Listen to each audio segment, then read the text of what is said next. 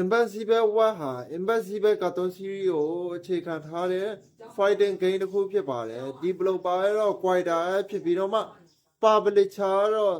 Skybound Game ဖြစ်ပါတယ်မူရင်းဇာတ်လမ်းကတော့ Image comic series မှာဖြစ်ပြီးတော့မှgame ဟာဆိုရင်တော့ Impossible comic နဲ့ Amazon animation series နှစ်ခုစလုံးကိုအခြေခံထားတာဖြစ်ပါတယ်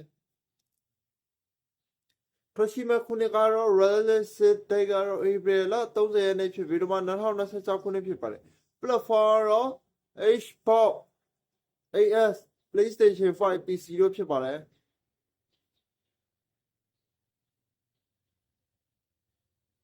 1x1 fighting game ပုံစံမျိုးဖြစ်ပြီးတော့မှ Hero က Villain များ Chapter များ Invisible Oniman